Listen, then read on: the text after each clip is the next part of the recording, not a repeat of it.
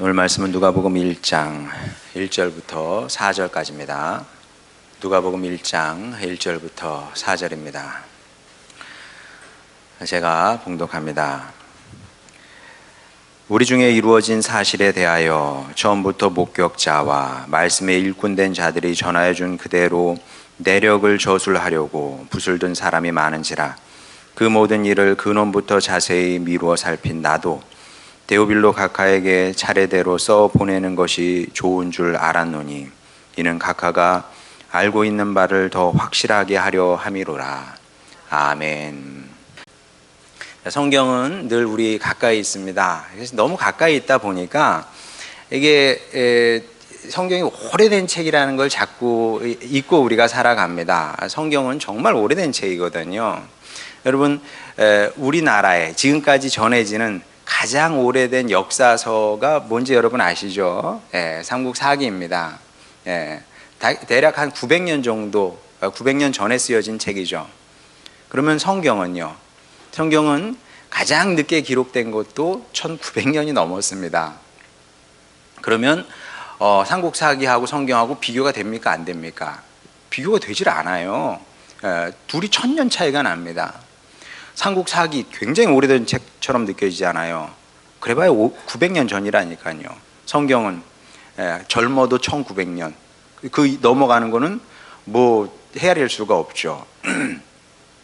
이게 사실 그렇게 오래된 책이 지금까지 온전히 이렇게 남아있다. 이것만 해도 대단히 이제 놀라운 일인데, 그런데도 성경이 너무 가까이 있다 보니까 이게 당연하지 않은 것을 너무 당연한 것으로 우리가 받아들이는 경우가 많죠.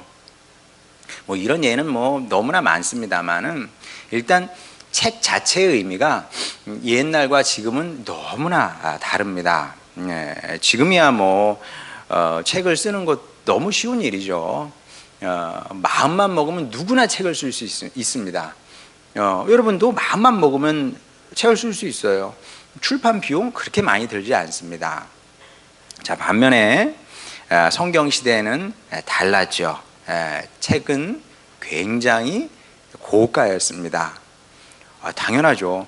일단 종이가 발명되기 한참 전이니까 어디다 책을 썼어요? 그 고대 근동에서는 조금 저렴한 건 파피루스, 그 다음에 고가는 양피지, 이렇게 됐습니다. 그냥 비쌌다고만 여러분 알고 계세요. 그냥 서민은 뭐 볼 수는 있을지 모르겠습니다. 어쩌다 보기는 했겠죠. 그러나 서민이 만져보기에도 어려울 만큼 그만큼 고가였고, 이 재료 자체가 귀했고요. 그리고 잉크, 안료라고 그러죠. 안료도 굉장히 고가였습니다. 금값이었다, 이렇게 생각하면 됩니다. 그러니까 이 책이라는 것은 고대에는 이제 엄청난 사치품이었고, 뭐 우리 시대로 말하면 이제 명품 정도 생각하면 될 것 같습니다. 고대의 책은 명품에, 지금 명품의 가치가 있었다. 그래서 옛날 책들은 보면 이게 중세 이전의 책들을 보게 되면 뭐 이렇게 금박을 한다든지 그 안을 이렇게 열어보면 다 이렇게 아주 아름답게 장식도 하고 그림도 그려놓고 그랬거든요. 왜냐하면 책 자체가 예술품이었기 때문에 그렇습니다. 뿐만 아니라 2000년 전이잖아요. 그 당시에 글을 읽을 수 있는 사람이 몇 명 정도 됐을 것 같아요? 몇 프로나 글을 읽었겠습니까? 주로 문맹이죠. 주로. 사실 뭐 아무도 모릅니다만은 뭐 학자마다 몇 프로다 왔다 갔다 해요. 근데 대략 뭐 많이 적게 잡아도 80%, 그리고 많이 잡으면 90% 이상이 문맹이었을 거다, 이렇게 얘기를 하죠. 자, 그런데 이런 시대에 누가라는 사람이 붓을 들어서 복음서를 쓰게 됩니다. 복음서를. 자, 이거는 인간적으로 보면 하지 말아야 될 일이었습니다. 하면 안 되는 일이었습니다. 왜냐하면 무엇보다 교회가 박해를 받는 시대였거든요. 자, 이런 환경에서 복음서를 쓴다? 굉장히 위험한 일이죠. 네, 나 잡아가세요. 나를 죽여주세요. 그런 의미였습니다. 왜냐하면 그 당시의 메시아는 누가 메시아예요?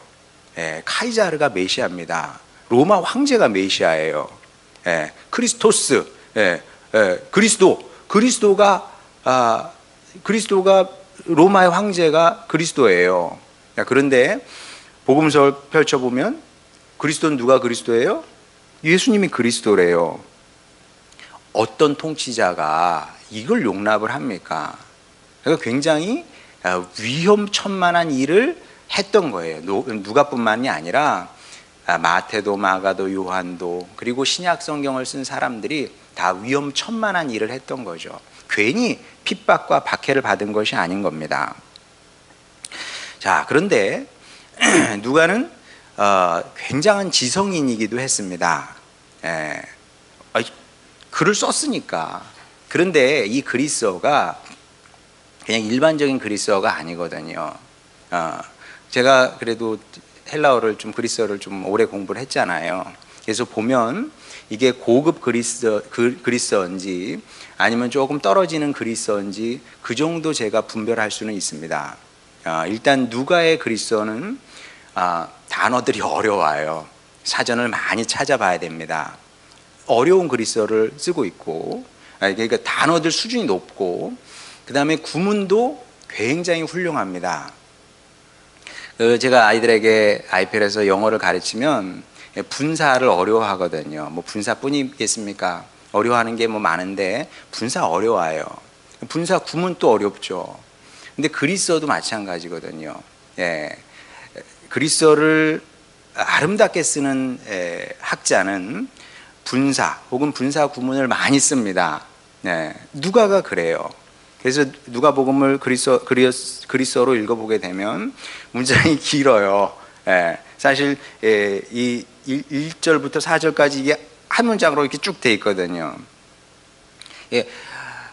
이게 뭘 얘기하는 거냐면, 그러니까 이제 누가는 학문적이고 문학적인 소양을 충분히 갖춘 아주 똑똑한 사람이었다. 공부를 많이 한 사람이었다. 이런 것을 보여주는 증거죠. 또 골로새서 4장 14절 한번 보도록 하겠습니다. 사랑을 받는 의사 누가와 또 데마가 너희에게 문안하느니라. 자, 지금 의사와 2000년 전 의사가 같다고 말할 수는 없습니다만은, 그러나 예나 지금이나 의사가 무시당하는 시대는 없었습니다. 그리고 의사라는 직업은 항상 중산층 이상, 경제적으로도 그 정도로는 다 살았어요. 어느 시대나 마찬가지입니다. 그러니까 누가는 사실은 아무 아쉬움이 없는 사람이었습니다. 복음서 안 써도 돼요. 그냥 가만히 있으면 돼요. 그냥 평소에 하던 대로만 살아도 사회적으로 존중받고, 존중받죠. 어딜 가나 선생님 소리 들으면서 살 수 있었고, 또 경제적으로도 풍족하게 살 수 있었던 사람입니다. 그런데 무슨 일 때문이었을까요? 위험천만한 일에 그의 발을 들이게 되죠. 그리고 책을 쓰는데 드는 수고, 비용도 온전히 다 그가 감당해야 되는 몫이었습니다. 자, 왜 누가는 인간적으로 보면 이렇게 어리석고 또 무모한 결정을 했느냐? 왜 그랬을까요? 자, 여기에 대한 답이 본문에 기록되어 있는데 우리 한번 2절부터 4절 보도록 하겠습니다. 처음부터 목격자와 말씀에 일꾼된 자들이 전하여 준 그대로 내력을 저술하려고 붓을 든 사람이 많은지라.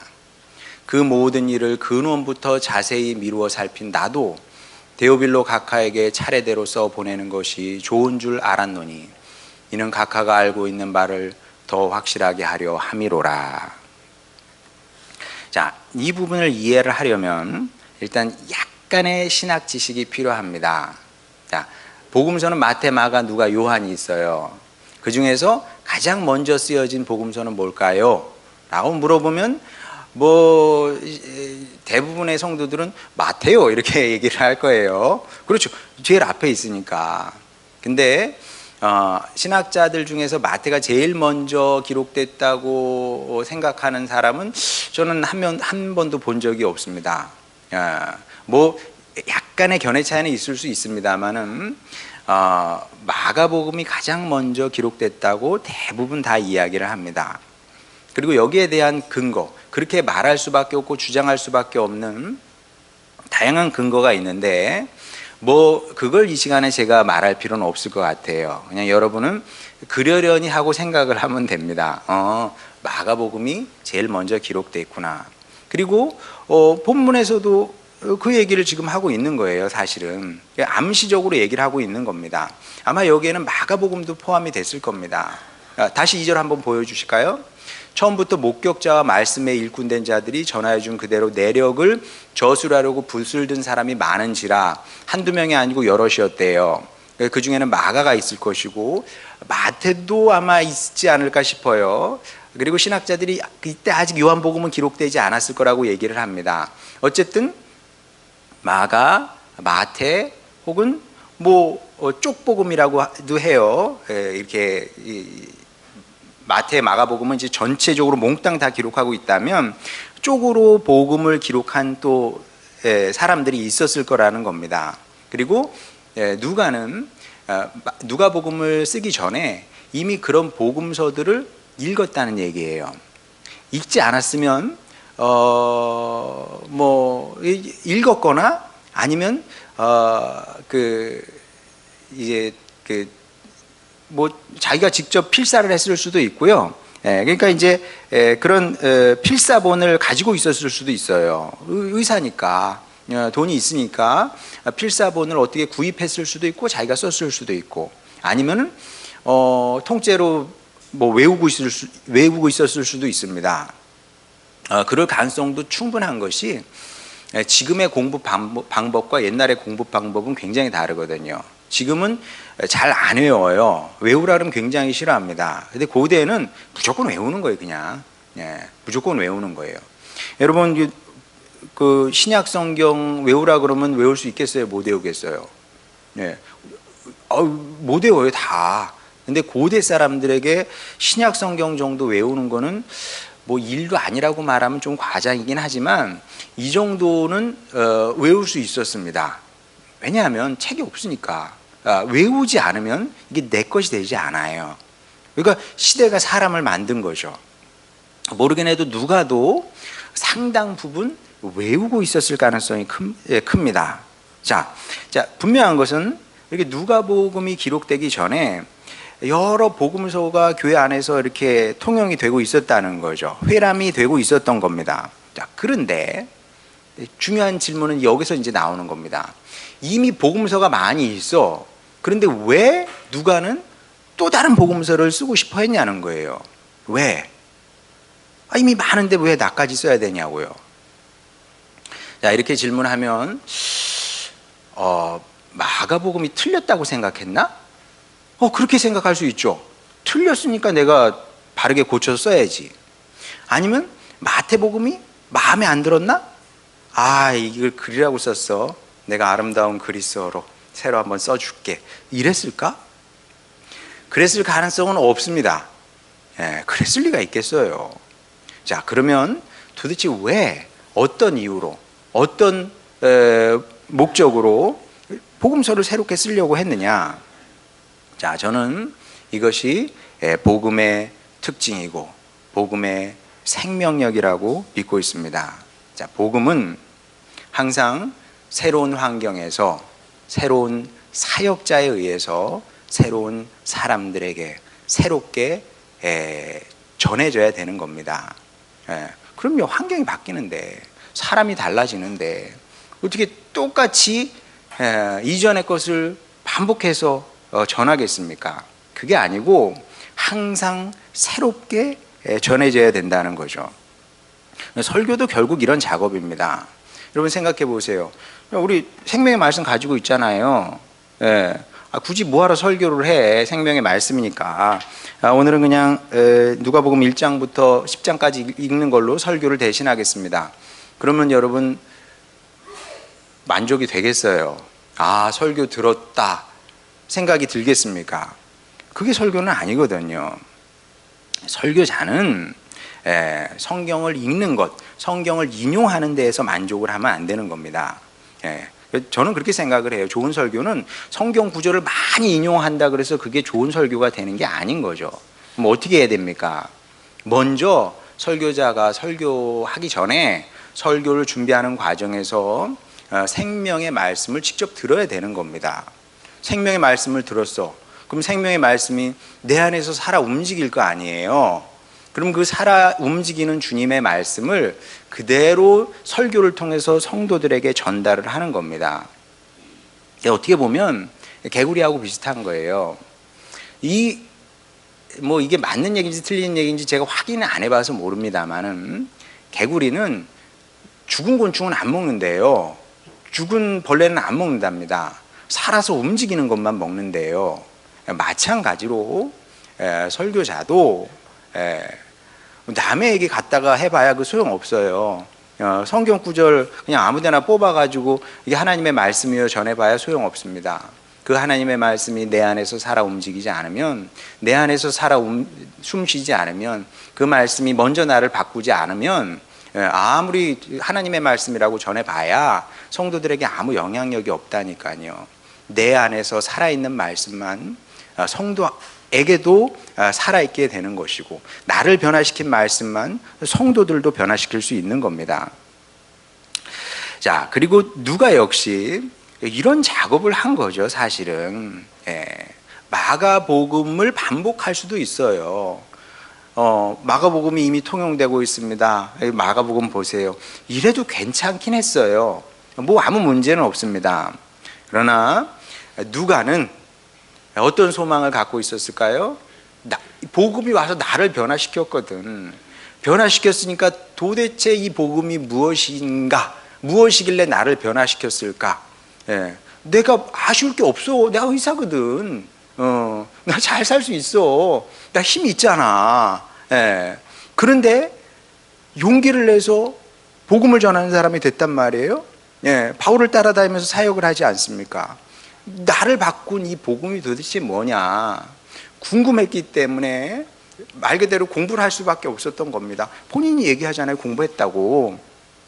그리고 그렇게 나를 바꾼 이 복음의 내용을, 이 복음을 누군가에게 내 말로, 내 고백으로 전하고 싶었던 거죠.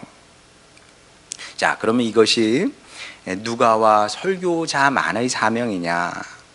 여러분, 목회자가 바라는 게 참 많은데 목회자는 항상 큰 꿈을 꾸면서 살아갑니다. 우리 교회가 커져야 되겠다, 그런 큰 꿈이 아니고요. 저는 여러분 한 영혼 바라보면서 최대의 목표치는 어디냐 하면 여러분이 누가와 같은 사람이 되는 거죠. 여러분의 삶이 설교가 되기를 원합니다. 여러분의 삶이 이 설교자와 같기를 원하는 거죠. 그게 뭡니까? 복음이 왔잖아요. 예수님께서 여러분의 인생에 찾아오셨습니다. 그러면 그 복음은 능력이 있는 거거든요. 복음이 왔는데 전혀 나는 바뀌지 않았어. 그럼 복음이 왔다고 얘기할 수는 없는 겁니다. 복음이 여러분에게 전달이 됐고 예수님께서 여러분의 인생에 오셨으면 여러분이 변화돼야 되거든요. 그러면 변화됐으면 말이 바뀌게 돼 있어요. 삶이 바뀌게 돼 있습니다. 그러면 여러분의 말로 복음을 이야기할 수 있어야 되고, 또 여러분의 삶의 이야기를 통해서 복음을 이야기할 수 있는 사람이 돼야 된다는 거죠. 그리고 이런 성도만 너무나 무모해 보이는 누가의 길을 이해할 수 있게 되는 겁니다. 왜냐하면 나도 그런 사람으로 변화됐기 때문에. 여러분, 이것이 여러분을 향한 저의 꿈이고 또 주님의 꿈이라고 저는 믿고 있습니다. 그래서 거기까지 한번 가보시겠습니까? 거기까지 이르는 여러분이 되시길 바라고, 그러면 복된 인생은, 진짜 복된 인생은 그게 진짜 복된 인생입니다. 거기까지 이르는 여러분 모두가 되시기를 주님의 이름으로 축원합니다. 자, 그런데 이와 함께 본문을 통해서 배울 수 있는 또 다른 중요한 사실이 있습니다. 자, 다른 복음서와 달리 누가복음에는 수신자가 있어요. 여러분 한번 보세요. 마태, 마가, 요한복음에 보면 수신자가 없거든요. 근데 누가복음에는 수신자가 있습니다. 자, 3절 보겠습니다. 그 모든 일을 근원부터 자세히 미루어 살핀 나도 데오빌로 각하에게 차례대로 써보내는 것이 좋은 줄 알았노니. 여러분 안 이상하죠? 근데 이게 되게 이상한 겁니다. 왜냐하면 한 사람을 위해서 누가복음을 쓴 거야?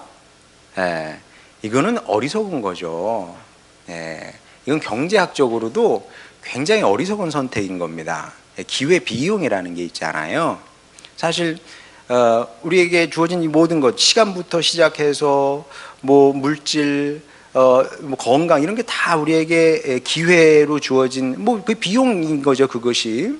그러면 최소한을 투자해서 최대치를 얻어내야 되는 거예요. 그리고 사람들은 똑똑하기 때문에 기회비용을 생각하지 않아도 대부분 다 그렇게 생각하고 살려고 애를 써요. 근데 누가는 이거 바보지.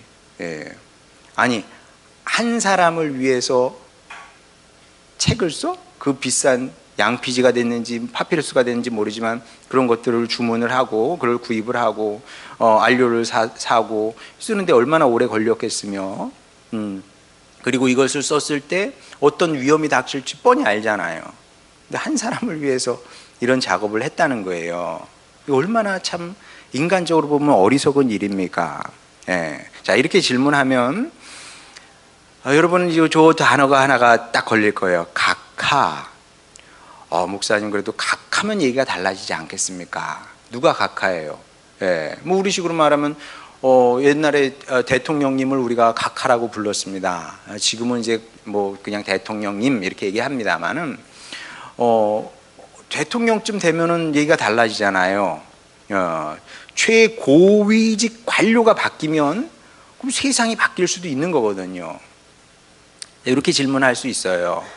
근데 신학자들은 각하라는 단어에 큰 의미 부여를 하지 않습니다. 뭐 고위 관료일 수도 있지만 그렇지 않았을 가능성이 더 크다고 생각을 합니다. 그러면 저 각하는 무슨 뜻이냐? 그냥 일반적인 존칭이다 이렇게 대부분 생각을 합니다. 그러니까 이제 그게 뭐냐면 저도 이제 어디 가면 뭐 어떤 뭐 물건을 사러 가면 사람들이 저를 부를 거 아니에요. 그 직원이 뭐라고 부를까요? 저를 사장님, 선생님 둘 중에 하나죠. 선생님 아니면 사장님이에요. 그죠? 그 정도로 생각을 합니다. 신학자들이. 그러니까 진짜 각하가 아니고 그냥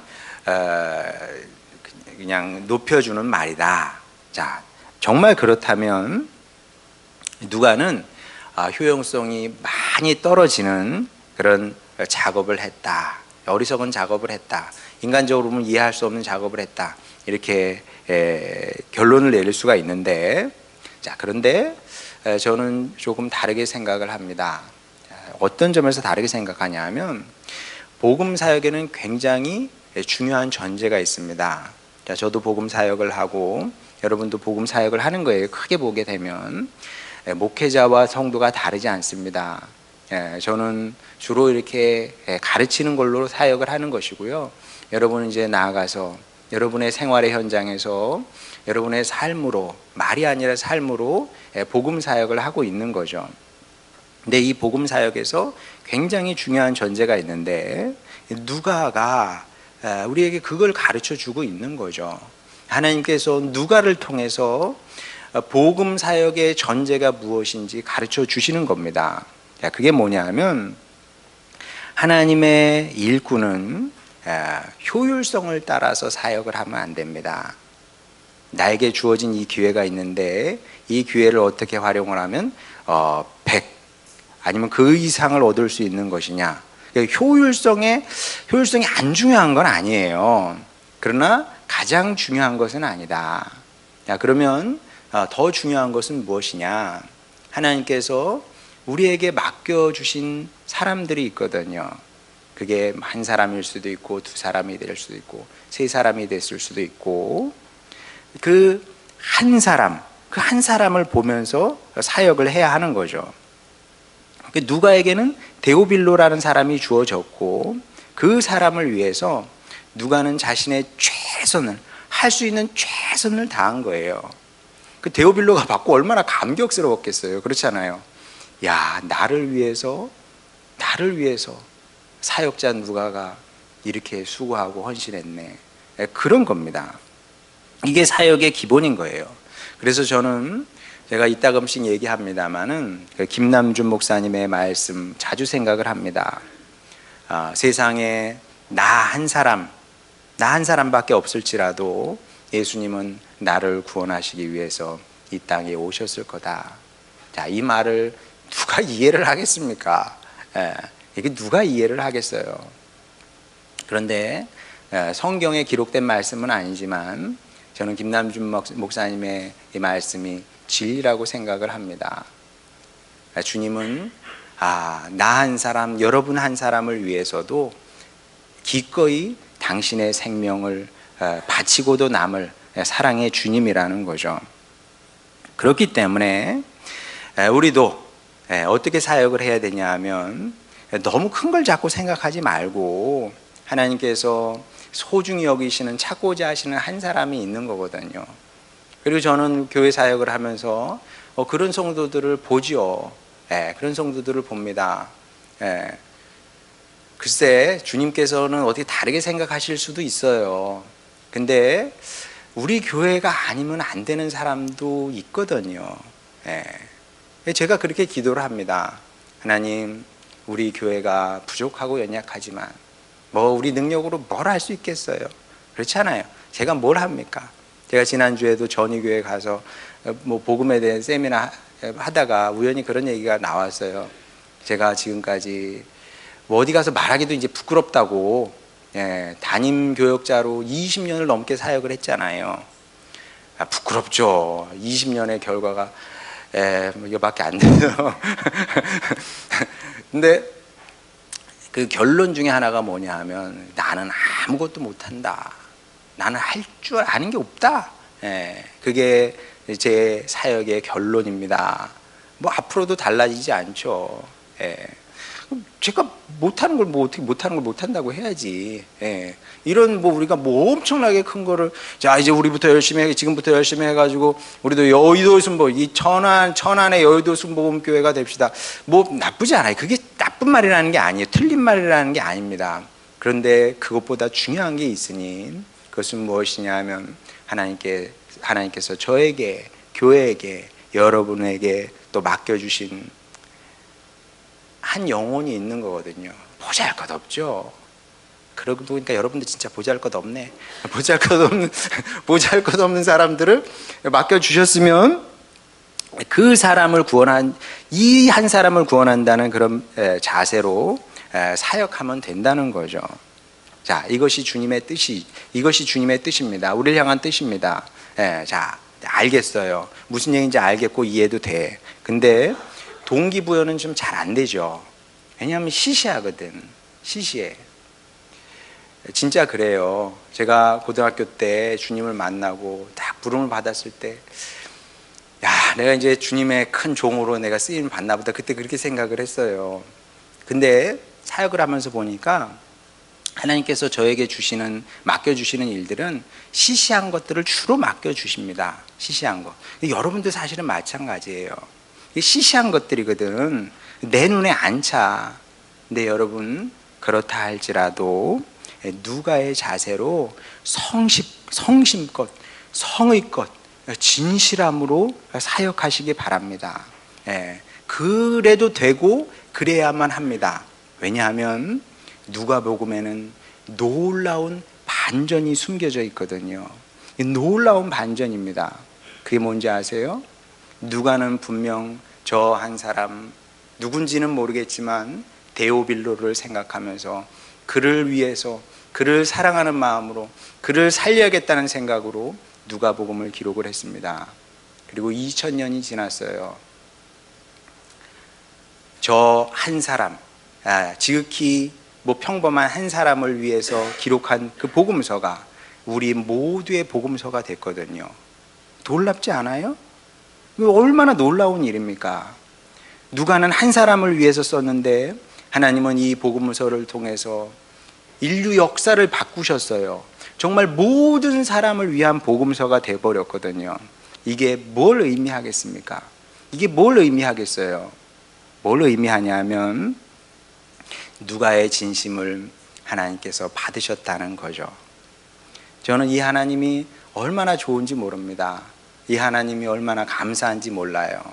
왜냐하면 제가 살아보니까 사람 사이에서 진심이 통한다는 것은 참 어렵습니다. 목회를 하면서도요, 제 진심을 여러분에게 보이기가 너무 어려웠어요.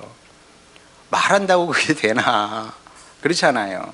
여러분도 무슨 얘기인 줄 알아요. 여러분도 사람을 진심으로 대합니다. 진심으로 일합니다. 진심으로 사역합니다. 진심이 통하든가요? 사람 사이에서의 진심은 잘 안 통하는 경우가 많아요. 오해가 생깁니다. 악한 영이 역사합니다. 그렇지, 악한 영이 뭘 하겠어요? 악한 영은 필연적으로 관계를 파탄내는 거거든요.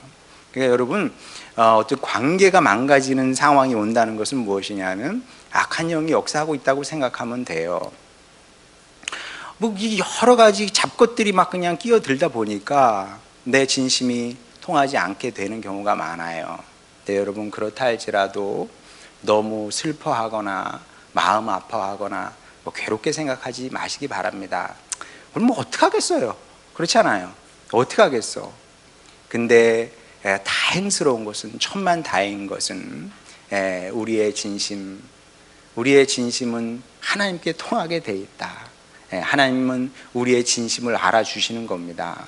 그러니 여러분, 이 사실을 기억하시고 진실함으로 누가가 걸어갔던 그 길을 걸어가면 되는 겁니다. 여러분에게 맡겨진 작은 것들, 그렇죠. 오늘 노현희 집사님 기도하신 것처럼 우리가 사실 IPL에서 아이들에게 가르치는 것도 굉장히 중요한 겁니다. 이게 작은 거잖아요. 작은 것이지만 성실함으로, 진실함으로 사는 법을 가르치는 거예요. 왜? 이게 기본이거든. 이게 안 되면 하나님의 일은 할 수가 없는 겁니다. 뻔때 나는 것만 찾아가려고 그래요. 나 빛나는 것만, 그런 것만 찾아가려고 한다니까요. 그래서 어떻게 누가의 사역을 할 수 있겠습니까? 여러분, 지금까지 했던 것처럼 그렇게 앞으로도 여러분에게 주어진 작은 것들, 작은 사람들, 이런 일에 최선을 다하시고 성심성의껏 사역하시기 바랍니다. 갈라디아서 말씀처럼 여러분의 수고가 결코 헛되지 않을 겁니다. 그리하여 주님께서 정말 우리의 인생 작습니다. 우리의 사역도 작습니다만, 그러나 천국에서는 주님께서 우리의 사역이 결코 작다 하지 않을 것이고, 그렇게 주님께서 여러분의 사역을 높이시게 되리라 저는 믿습니다. 이 영광의 길을, 축복의 길을, 승리의 길을 걸어가는 여러분 모두가 되시기를 주님의 이름으로 축원합니다. 찬양 부르고 기도하도록 하겠습니다.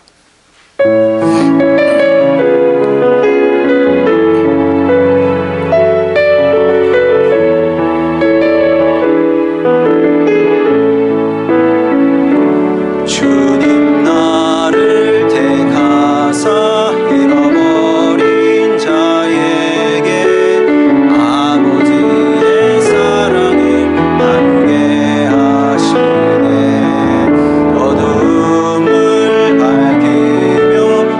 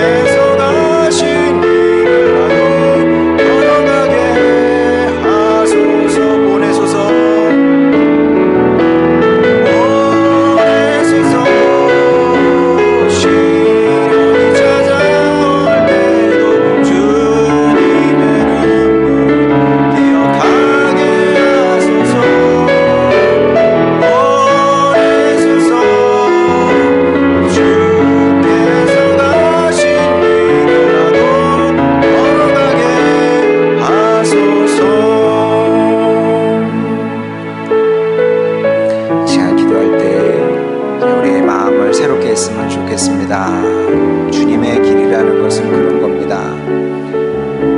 당자를 찾고자 하는 아버지의 마음, 길 잃은 양 하나를 찾고자 하는 마음, 그런 마음으로 우리가 살아가는 것이고, 또 그 작은 일에 최선을 다해서 진심으로 사는 것이 사역자의 기본입니다. 누가가 그 모범을 보여줬고, 우리도 그런 모범을 따라 살아가면 되는 겁니다. 그러면 하나님께서 쓰시는 건데, 하나님은 우리를 이렇게도 쓰실 수 있고 저렇게도 쓰실 수 있습니다. 그런데 우리 눈으로 보는 게 전부가 아닙니다.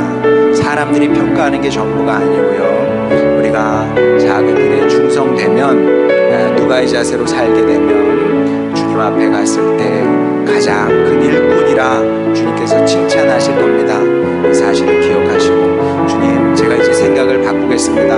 너무 큰 것만 하려고, 너무 본때나는 것만 관심을 갖고 살지 않겠습니다. 주님께서 저에게 맡겨주신 작은 일들, 그 일에 충성하고 누가의 자세로 하루하루 살겠사오니 아버지 하나님, 저를 사용하여 주시옵소서, 복되게 하여 주시옵소서. 이런 기도 제목으로 주님께 나가도록 하겠습니다. 기도하시겠습니다. 우리 사랑하시는 아버지 하나님, 여기 주님의 자녀들이 있습니다. 여기 이 시대에 누가들이 있습니다. 주님, 아버지, 우리도 누가의 길을 따라 걷게 하여 주시옵소서. 아버지, 복음이 먼저 우리를 찾아와서 복음이 우리 가운데 역사함으로 우리가 먼저 변화되기를 원합니다. 아버지 하나님, 그리하여 우리 가운데 변화됨의 증거를 갖게 하여 주시옵시고, 그렇게 아버지, 우리의 말로, 우리의 언어로, 우리의 고백으로 주님의 살아계심을, 주님의 은혜를, 주님의 능력을 고백할 수 있는, 전할 수 있는 주님의 일꾼들이 되기를 원하나이다. 주님께서 또 그렇게 우리를 찾아주셨으니, 구원하여 주셨으니, 아버지 하나님, 우리도 주님께서 우리에게 맡겨주신 작은 영혼들을 위해서 최선을 다하겠습니다. 아버지 하나님, 진실함으로 사역하겠습니다. 충성됨으로 사역하겠습니다. 결단하는 저희들 되게 하여 주시옵소서. 우리 앞으로 말미암아 아버지 하나님, 주여, 우리도 작은 일에 충성했더니 주님께서 그 신일꾼이다 높이시는 그런 은혜를 누리게 되기를 원하나이다. 복 내려 주셔서 우리의 교회에 속한 모든 식구들 그런 충성된 일꾼으로, 주님 닮은 사람으로 변화 발전케 되기를 원합니다. 이렇게 시간이 지날수록 주님 주시는 의미가 우리의 삶을 가득 채우게 하여 주시고, 주님께서 잘했다 칭찬하시며 높이시며 주님께서 쓰시는 일꾼들이 되기를 원하오니, 아버지 하나님, 이 시대에 목의 근원으로서의 사명을 감당하는 저희 모두가 되게 하시고, 그렇게 잘 살아내는 주님의 일꾼이 되기를 원합니다. 이런 이 시대에 누가의 사명을 감당하는 우리 하늘소망 식구들 다 되게 하여 주시옵소서. 사랑하는 아버지 하나님, 이 말씀 우리의 마음에 잘 새겨지게 하여 주시옵시고, 그리하여 우리를 향한 주님의 선하시고 아름다운 뜻 누가처럼 온전히 이루며 성취하며 살아가는 저희 모두가 되게 하여 주시옵소서. 예수님의 이름으로 기도드렸습니다. 아멘.